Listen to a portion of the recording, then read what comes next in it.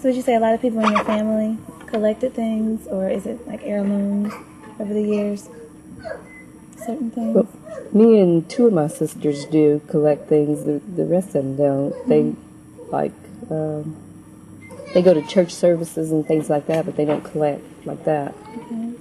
I think I really got into it because of him collecting a lot of. He has a postcard of Afro-Americans, and he's been collecting those a long time. He's got a great big thick book of them, and then I just started collecting those and got used to them. Because I used to think they didn't look so good, but after I started collecting them, I thought, well, that's how they were depicting our culture and everything. But those people worked, and they got a lot of their children in college and a lot of different things by just being the chefs, the cooks, the whatever. So I learned to appreciate them over a period of time.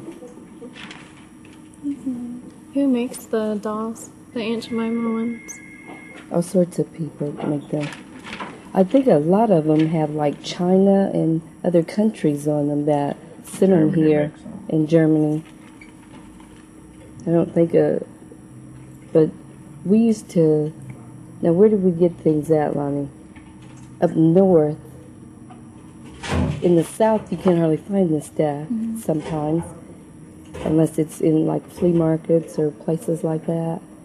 And they kept sending these like postcards to the north to tell them about what was going on down there. So I do collect those. But I don't really know what you want Got a stamp. me to say. Okay. Yes, it's fine. Got a stamp collection too. Afro-American stamp. First one they made up to now. Wow, when did they make the first one? Oh, geez. I don't know. Way back. So I got them on a poster board where they can be displayed. You can put them up on paperwork. Oh, the Black History Month. Hey, she's looking Did that before. I don't think I can go for the Let's see. Today we went to the archives and we found all sorts of stuff like I didn't think it. help me out here. In newspapers and stuff like that. Newspapers, things that like Hurley Goodall wrote. What was the other guy's name? Gudger. Harry Gudger. And some other things just about certain things that they did for leisure or just to, recreation and things. Like they had basketball, was something that everybody kind of talked about, how that was huge here in Muncie, especially in the 50s and 60s. And that all the way from the simplest, hanging out on the corners. They mentioned two intersections, Macedonia and Highland, and Willard and Hackley. And what else? Card games, dances. What else we heard about? Barbecues in the park. Didn't y'all go down there and call that hillside? That's before my time, when y'all was kids. Yeah, they had it was like a little coffee shop or something, and they sold like sandwiches, and it was right across from McCullough Park. And right now they sell, what is the name of that place? It's like a rent-a-place or something now, where you can rent like chairs and wedding stuff, but it used to be a cafe. I thought y'all called it hillside, and y'all went to the movies down there in the park. So Yeah, we did do that. I guess, it was before my time. I was a Don't you remember doing Yeah, that? in McCullough Park they used to have like a bear, and they had monkeys in the center aisle that would just jump from tree to tree, and then they had a concession stand that you could go and buy popcorn or popsicles and things like that. And then across from there, like in the summertime, on every Friday and Saturday, you could come down and show your talent or stuff like that. They had a stage set there, and then they had seats set up, and you could listen to different church groups. You could listen to different groups that were trying out their music so that they could, get a record or something. Was this every weekend or was this every day? No, it was only on the weekends that they did that, because the rest of the time you were going to school and to church services and practicing, like if you were in choirs. And my mother played the piano for this church, and we went while she practiced that and stuff like that. But we did that. But they did have, like, the park. Everybody went to the park on the weekends, though. They would be playing basketball down there. The baseball diamond was always full because people you had to sign up to get that. So people usually played that out in fields in different places. Like they have played it over at Longfellow School. There's a field there, right at Huffer School. And just different groups that was in that area would meet there and play. And this was like called that. the Hillside area? No. He's talking about the Hillside. It was called a Hillside Cafe. Oh, okay. Okay. And that is right across from McCullough Park on Broadway. Do you know where Bewley Center is? Yeah. It's right down the hill from Bewley Center. That place is called a rental center, but it used to be like a cafe where people met and listened to music, and because black people couldn't go to golfs and other places, so but they were allowed at that place because you could only go in those other places and you couldn't sit and get a soda, anything like that. Did other activities go on in there, like card games or? No, I think people just came there to listen to music and stuff and talk and just meet each other.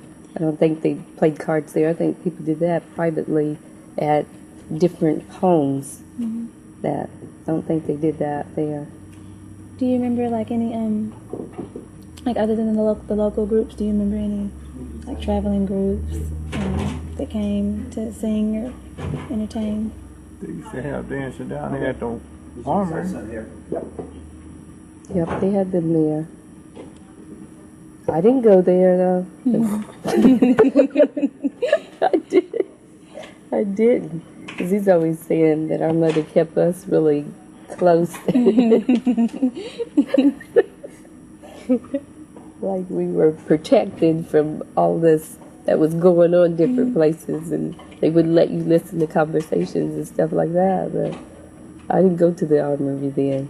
But you probably could look that up in the newspapers and see what kind of entertainment they had there from the 20s or the 30s. They did have people come in and sing, and you had to pay to get in at the Armory. Because the Armory was down there. It was like 2 streets over from the field house. So it was in the center of town, and if they brought somebody that was really recognized, But then they had them clubs back then, the Chicken Shack and all them things there. did I go to the... Well, I thought you had them. They wanted to know what was here. Oh, no. Yes, they had those. They had a place called the Pork Chop, and that was down. It was 3 streets from McCullough Park too, and it was in a house, and they did play cards and do things there. The Pork Chop? It was called that.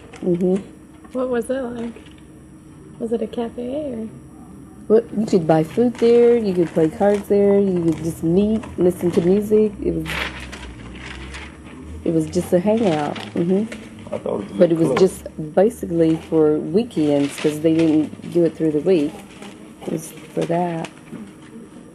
See, he keeps saying he don't know very much about it. He keeps mentioning it. Well, no, I'm just going about what they told me was here. You were born right here.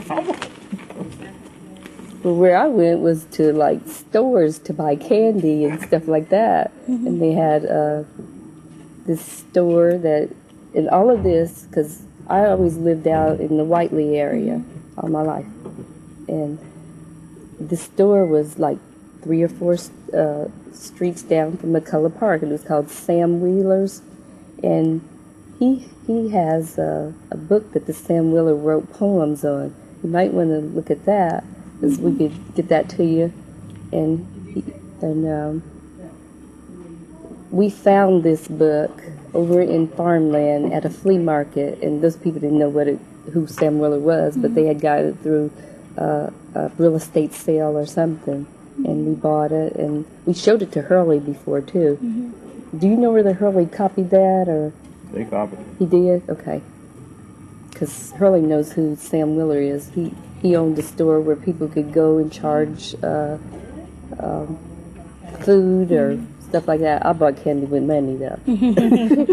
He let me charge anything on my parents' day or and they like that, but we'd always go there. And him and his wife was really very nice. But that's where we'd go get candy and then go to the park. He's already passed. Yes. Okay. Yes, he passed a long time ago. But he was a black store owner that was out there in that area. And then they had another store on Highland where Motivate Our Minds is right now. It was called Parrots. And they served that community too. And they had different bills that people could go in there and write their name, and then they pay at the end of the week, or if they needed stuff. And I do remember them doing that even when I was younger, that they did that. And some people walked to that store, and because it was in that area. In fact, Highland had quite a few stores that were grocery stores. They had one that is now a church. It was called Beatson's, and then they had that Parrots, and then they had Sam Wheeler's, and then they had one over by Parkview Apartments. That one wasn't black, but a lot of the children from the apartments went to that store. And they used to have like a root beer stand right where Conley Library is, where they used that where they made that parking lot. That used to be a root beer stand that they had, that people would come and buy root beer and ice cream and hot dogs. I don't think they did hamburgers there, but people would meet there also. On that corner? It's not on the corner. It's the Conley Library. You know where that is? Yeah. Okay. It's where they made the parking lot. Okay, right in front of And the it used to be a library? building. No, it's on the other side. So it's right across from Longfellow Elementary? That's where Conley is. But it's on the other side of Conley. Okay. That used to have like, and they turned it into a laundromat, but it was a root beer stand originally. And kids could go there and just walk home from school, get something. And they did that on weekends too. What did you do with your, like you said, your mom didn't always let you go out, but what did you do at home for leisure? We'd play with dolls and listen to music and call your friends. And we'd play outside. You had this certain perimeter that you could just go to and skate on the sidewalk over at Parkview Apartments. I lived over there. And we'd play on tires, like old tires from cars, bouncing up and down like you were on a what is those things called? Trampoline. Trampoline, right. Did that. And what else did we do?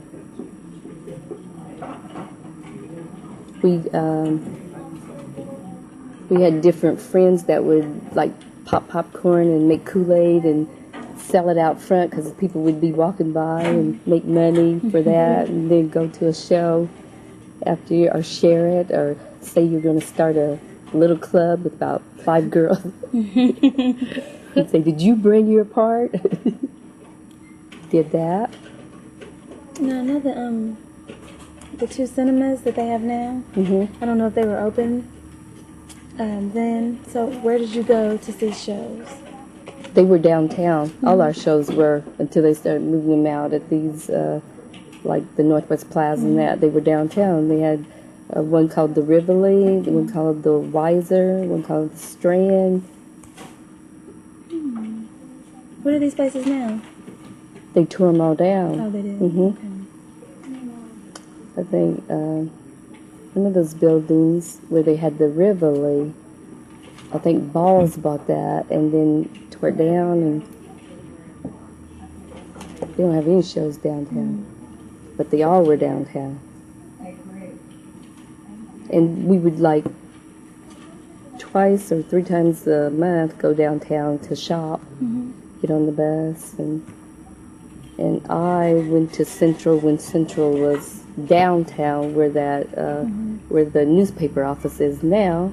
That's where Muncie Central was. And then we went, and they had a store called Kresge's that really was a part of like Kmart from a long time ago.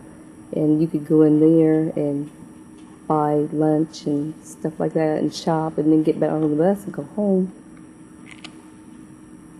But we did meet downtown shopping on Fridays and Saturdays. So That was fun. did a lot of people take the public transportation to get around? Mm-hmm. They did. Yes, they did. That's different, yeah. And especially in a small town. Was it called the We have Middletown? always had a bus system here. Oh, really? Mm-hmm. They certainly have. I know other towns don't, but they've always supported it. Our bus system always got grants so that they could stay in business.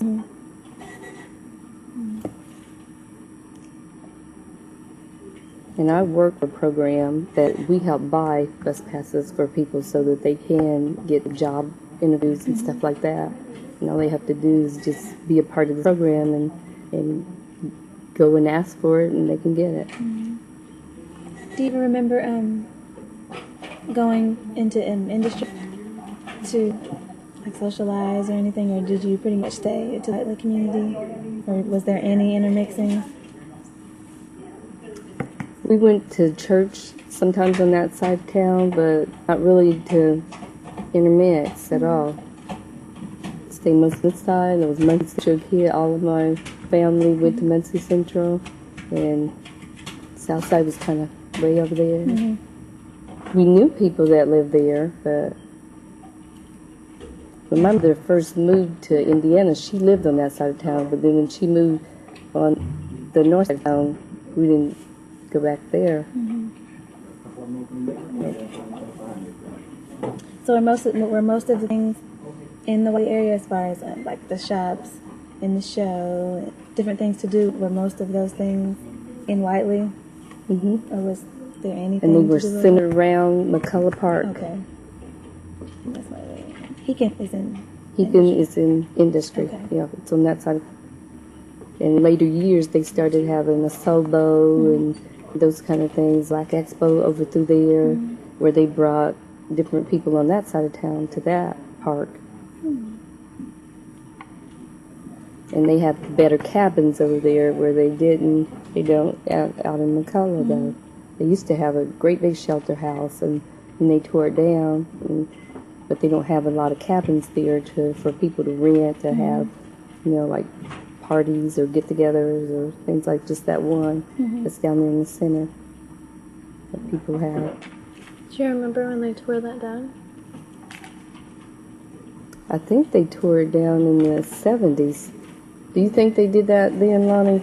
He has a picture of like Muncie postcards. You might want to take a look at those, and they're from way back and it shows that shelter house. It'll even show that bear cage that they had down there, and people wrote about that. Yeah, we've heard about the bear and the monkey. Lonnie, do you have those postcards? Are they in the van? No. I'll go look and see. Yeah, go see if you have those. Yeah. Because those do show a lot about Muncie. So you came for something. What else do you remember doing at the parks? Or at McCullough Park? Did you have picnics or? Yeah, we had picnics there. We had church picnics there. But we used to, like the church picnics that we went to when I was younger, we'd go to Newcastle Park because we liked that better. And we'd all meet there and have watermelon on ice and pop and play softball and go down and get in those paddle boats. And you had to pay to do that, though, so you had to save money and have money. Do they still have paddle boats? They kind of, yeah, they do. They still have those over in Newcastle. Yes, they do, because they have one side you get in the morning, and then you go under this little bridge, and you're over on the other side. And yep, they still have those, and that was nice. How do you think things have changed since when you were growing up to the children now? Do you think it's like any better, any worse, or? So much has changed with these computers and internet, and like my daughter, she's going to the library all the time, looking on the internet and chat rooms and all that, and it's it's like takes you totally away from your family. You're independent and on your own and making decisions, where back then your parents kind of made decisions for you. Like he's always saying, there's 5 girls in my family, and that we was real protected because we weren't able to just go out and hang out and stuff like that. They were watching you and that kind of thing. And the families that lived around you, they would like to correct you, and you didn't get mad or cuss them out. And these kids today, you better not say anything to them or their parents about what they're doing, because you're in trouble. Just let it alone. It wasn't like that. It seemed like people were more caring than they are today. And I guess the whole population, or just the children? The whole population. The whole population. Did you used to sit out on the porches and talk in the neighborhood? We've heard Yeah, you those could do stories. that. Yeah, we would have been allowed to the street and sit on the curb. Yes, until like 10:30, 11 o'clock. That you had to come in, and you wonder, well, not everybody is leaving here. And you better not be saying that, because you got trouble. You're not everybody's child. Right. And you said, so I'm not asking that question anymore, because I don't want to hear that. I already know that.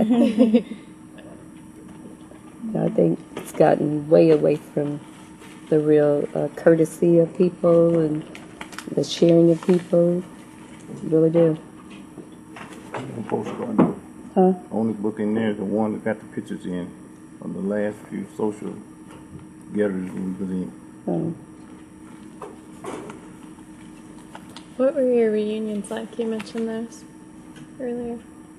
Yeah, I was trying to find out. The first one that we went to was in '94, and we went to Memphis, Tennessee, and because that's where my father's from, and his mother's maiden name was Murphy, and it was the Murphy and Lewis family reunion.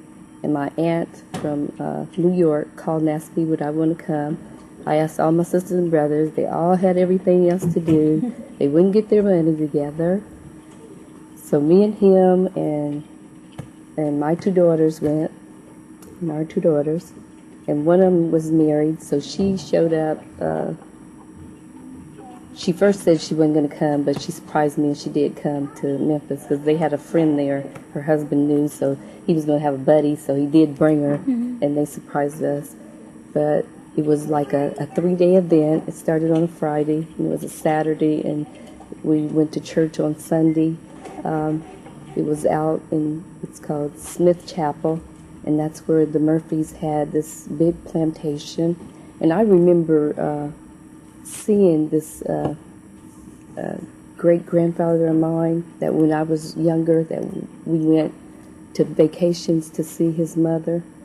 And my father's mother was blind, and he couldn't talk very much there. You had to be very, very quiet because she got real nervous and stuff. So we'd sit on the back porch and eat crackers and talk and laugh and say, we're going to talk loud out here. But anyway, the Smith Chapel was a community that part of the Murphys and the Lewises owned parts of the land down there.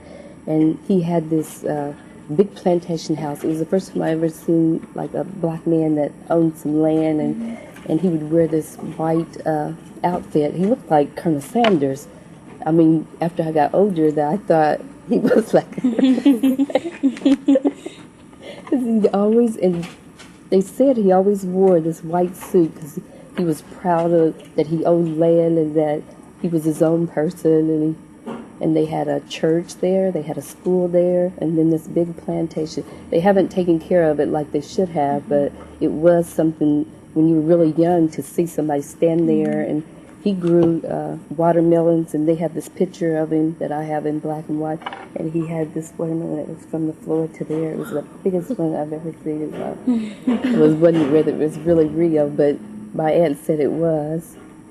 And because in fact, this aunt, I mean, she's a cousin, and she moved to California, and her name was Iona Fields, almost like your last name.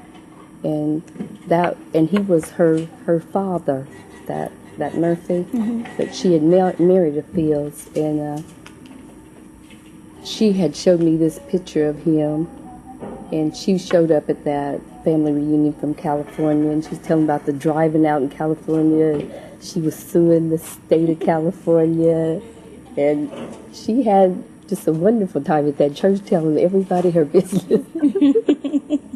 She was quite wonderful. But we taped it, and it was really nice. And we had a cousin there that came from Champaign, Illinois, and he was a minister, and he did the church. What did he do? He did the speech for the church for that day, for that family reunion, and he told us that he said that if you ever came to Champaign, Illinois, to come and look him up. He was really nice. His last name was Cox, and he gave us all his address and said we was welcome to come there, and he was glad they chose him as the preacher to do that. But the 2 days before that, we had a barbecue at somebody's out at a park, and they had horses that you could ride, and I got on one. Lonnie didn't, my girls didn't, but I did, and I had a lot of fun on there. And they had this wagon that you could take this ride all the way around this park that they had, and we had lots of fun there. And then on the second day, we was at the Embassy Suite. We all had suites there, and they had breakfast in the morning for everybody. And that evening, they had like an award show for that family reunion. And two of my daughters got to wear African attire through a fashion show that they had. And this lady that was a part of that family reunion was selling this stuff. So I bought 2 outfits that they modeled. And then they had people get up and sing, and you got to really get to know your family. That was really nice. We taking pictures, and that was and my aunt, my name's Bessie, and I'm named after her. And she was in New York, and she showed up there, and we all hugged, and they called me on the phone and said which room they were in. We just had a wonderful time. And then after then, we went to family reunions in his hometown and saw the people there and taking pictures. Now, what's the name of that place where we go, Lonnie, at your hometown, for the family reunion? Out at that lake. Millwood Dam. At Millwood Dam. And that's up on a hill, and there's a lake there, and people are there vacationing and doing other things besides and we have a cookout, and we all talk. We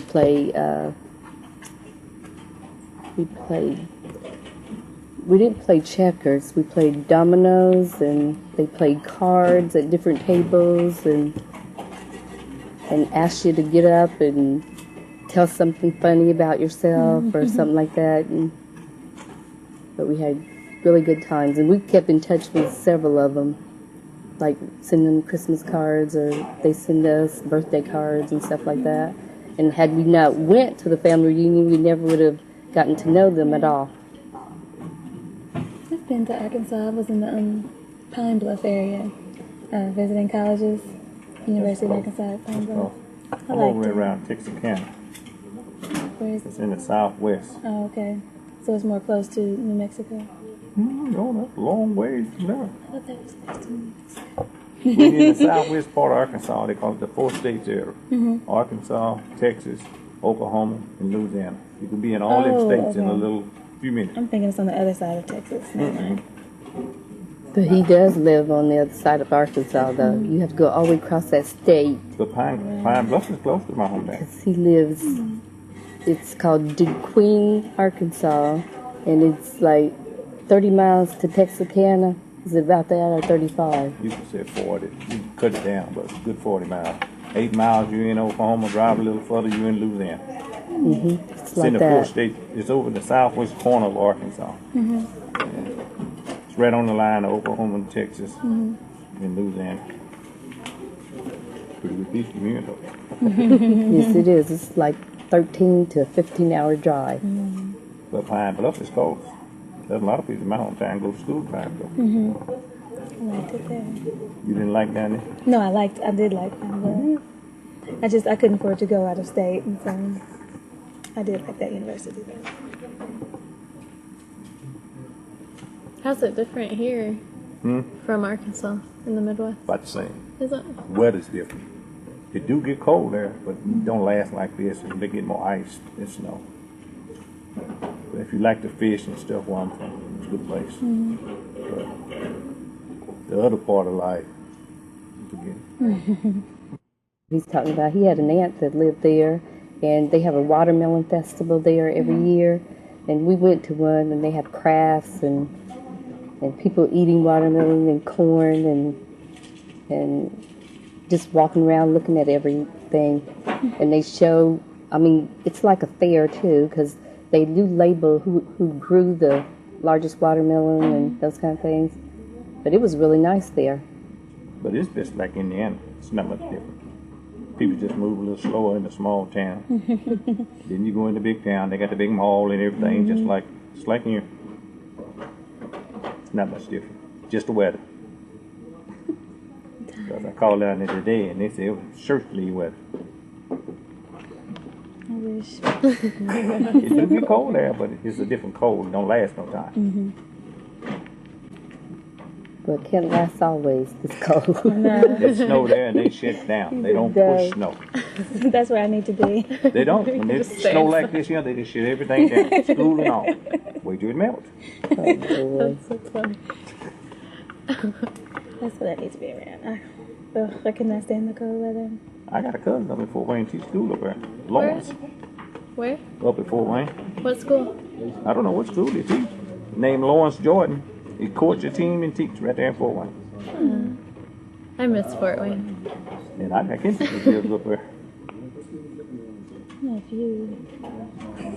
Not too much, but I know a few people. That live in Fort Wayne? The Jordans, they have a church up there. That's about it, really. And some people I've met here in school. But I don't really know the place. I knew some Jordans in middle school and high school. Oh, really? Yeah. No, TJ, what's your name? Dorian. He was really good at like track and high jump, and he went to high school. Met some Jordans, huh? That's about it.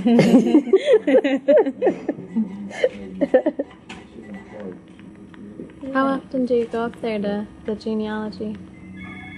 We used to go at least twice a month, and the last year we haven't went like we used to go, but we need to get back in it because there's some finishing touches on different things that we need to do, but we used to go quite a lot. And he went to Ball State a lot, and now since you have to pay for that parking by the about that $1 you used to give downstairs and go up to the highest ramp.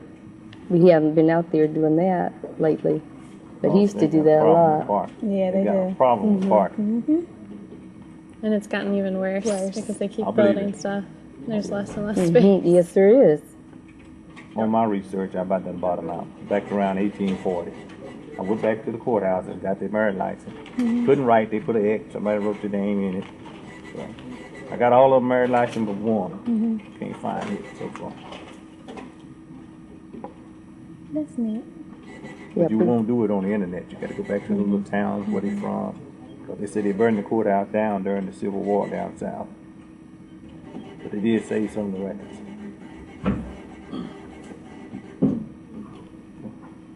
If you ain't got no patience, that's the wrong way to do it. that is true. You do have to have patience Got no patience. for lots of things. Do you think a lot of people in the Whiteley community go check on their genealogy and are interested in that? No, I don't think a lot of people did, because when I first started trying to do it on my father's side, my aunts and uncles that were in Tennessee, they said, well, those people were in slavery and we don't talk about that, so they wouldn't give you anything.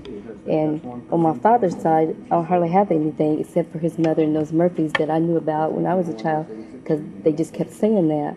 And my father's grandfather, his father's father came from Alabama, and I'm going to have to get into that and find out myself because they wouldn't talk about it. They were just real protected about that, and there's so many things that happened there, and they wouldn't talk. And my aunt gave me all kind of information, but also in that letter that I was showing you, I would show her that she said, this is a letter that my aunt from Ohio sent in 1991, and it was just a little after that I started getting started. I knew some names, but not as many as she mentioned in there and those kind of things. And what she says in there is that the people on my mother's side were not slaves, so she was willing to share that. In Tennessee, they were slaves. They weren't really. Okay. They did not share that. And the Murphys owned property, so he was pretty independent and he could talk about himself. So you get stuck if people don't want to share and they don't give you the right names. And my dad knew a lot about his sisters and brothers and some of that, but not about his father, because his father died when he was very young himself. Do you know why none of the people on that side of the family were slaves? Why they weren't? Because they were in Ohio, and they, the great-great-grandfather came from France. He probably looked white and passed, and they were really like when my grandfather, he came to Muncie, and he stayed here, and he worked for the balls and stuff like that, and he looked white himself, and we would be like downtown or talking to him, and kids would come up and say, "Why are you talking to that white man?" So that's my grandfather. They would not believe it, so you say, "Yes, he is," and his name was Joseph Ford, and we called him Daddy Joy because he always brought us money when he came to see us, and we were really happy to see him, but people thought he was white. And I think most of them looked really white, and that's why they weren't slaves, because they...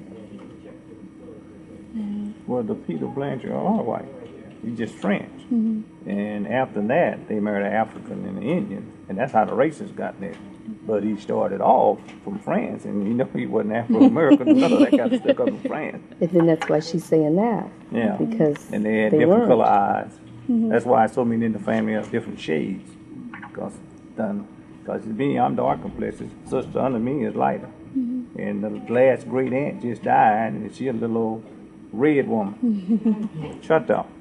So, in America, they classify you by your complexion. But you'll find out your name changes as it went back. Because them from the South most likely got a name from some farm or some plantation they was on. They picked up that name. And you really don't know what your really names are. Unless somebody was back to tell you. Yeah. And I run mine back, and they said they don't remember none of the African people was in the family.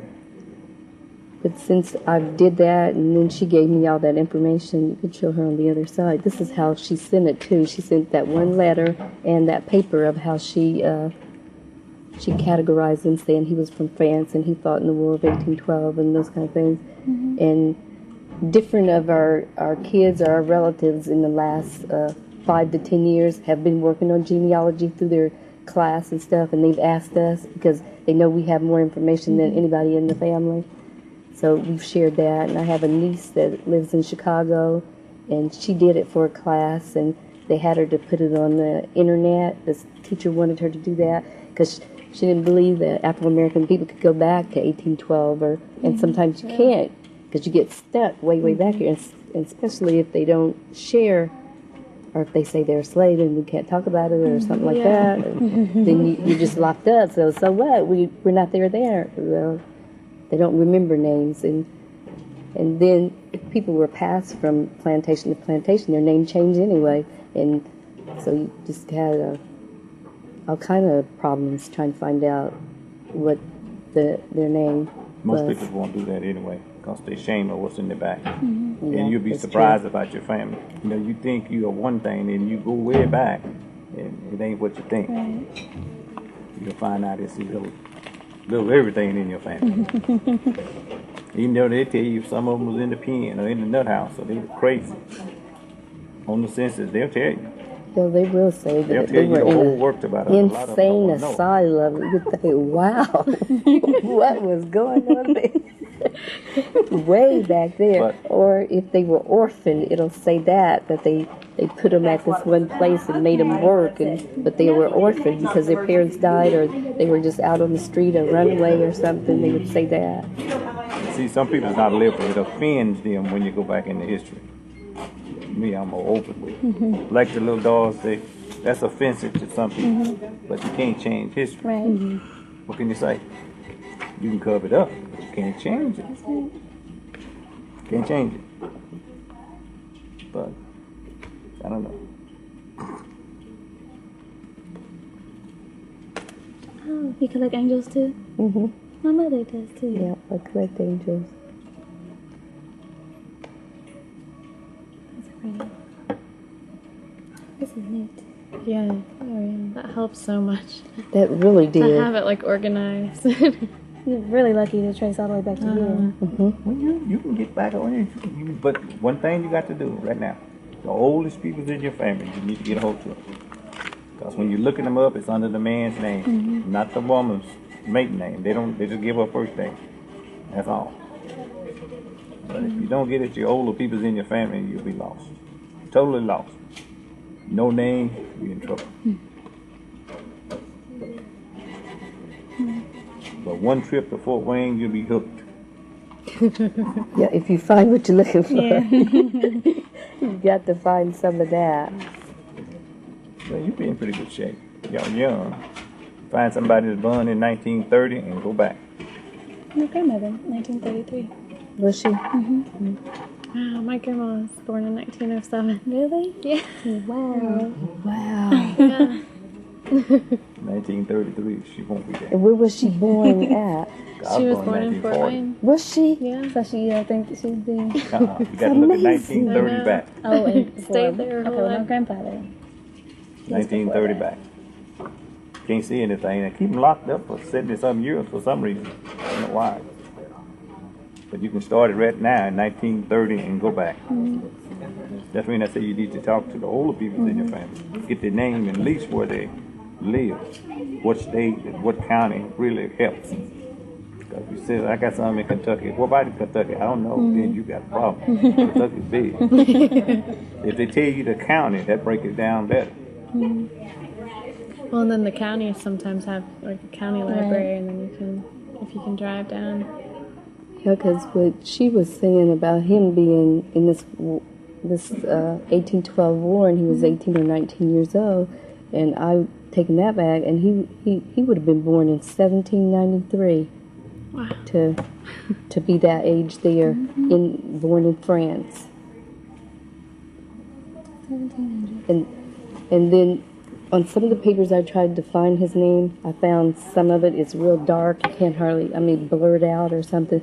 And then, like, Americans didn't know how to write these names, and they do it like Blochard, Blochard. So you got to try to look at all the different angles that they might have said that name was, because they was listening to that sounding and they didn't know what you were saying when you were from France. So, but that's the way my aunt spelled it, so that's the way I'm going with it, and I tried to find her.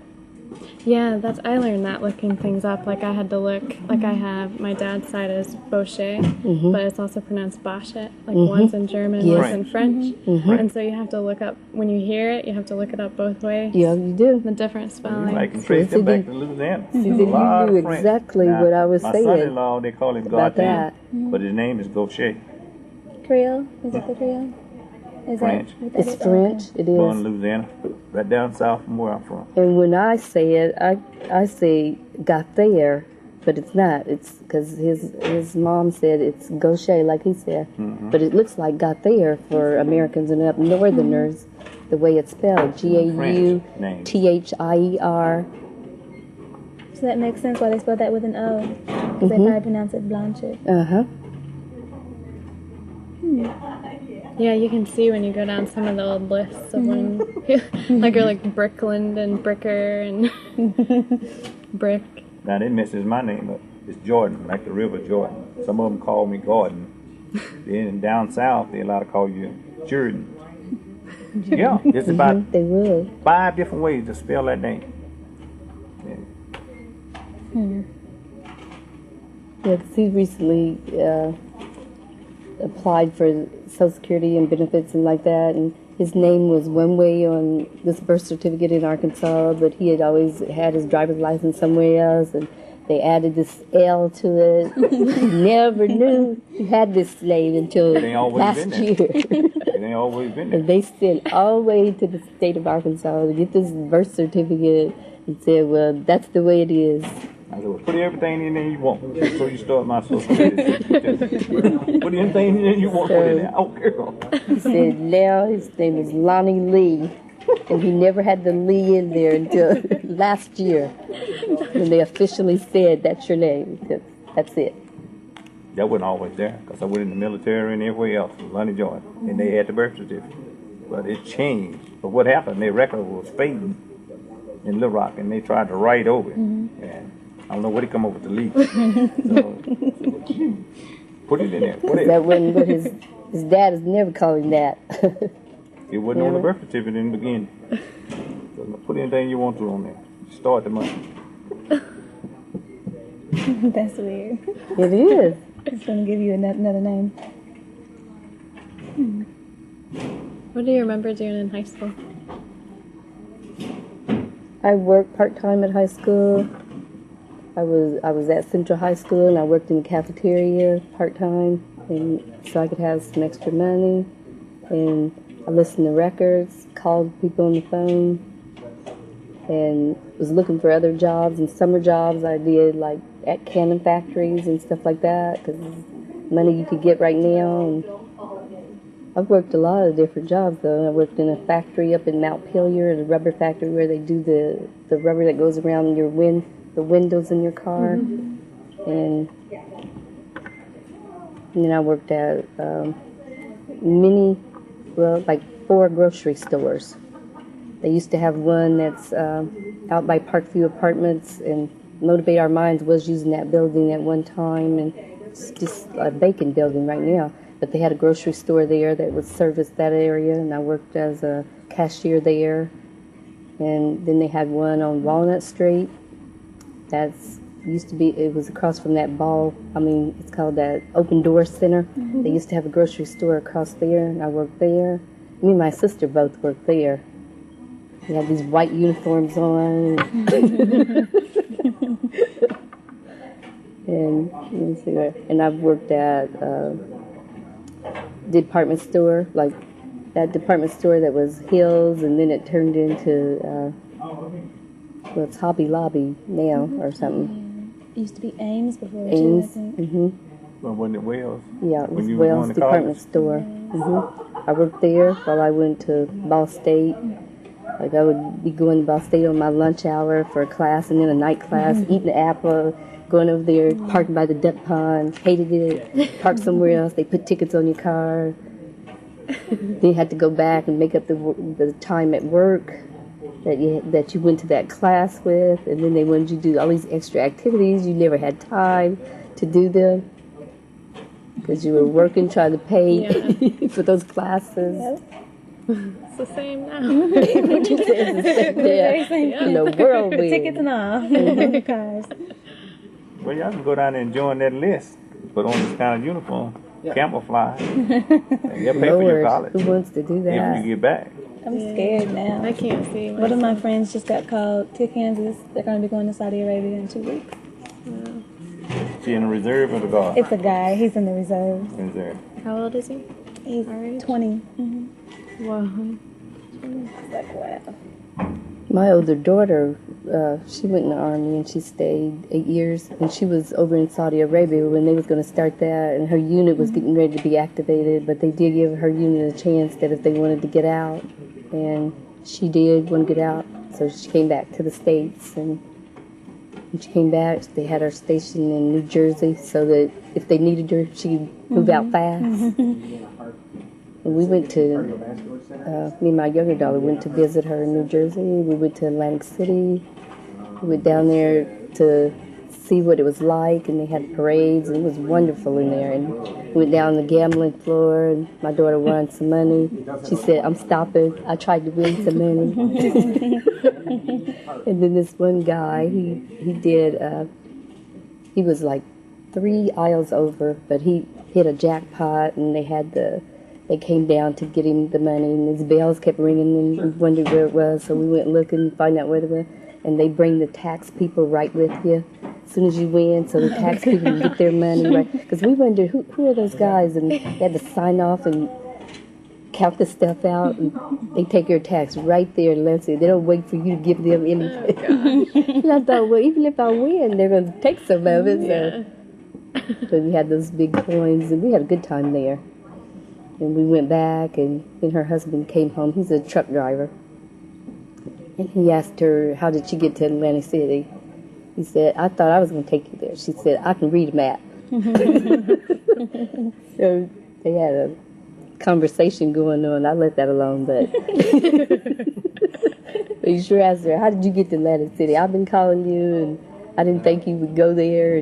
Because it was like 90 miles from where she was in New Jersey. From where she was. But we got there. It was right there on the boardwalk, and I had heard a lot about the boardwalk, and and they had little, they had people like trolleying you different places, and little, they looked like little wagons or something, but it was nice to be there, and the water was beautiful, the wind was, but I enjoyed that.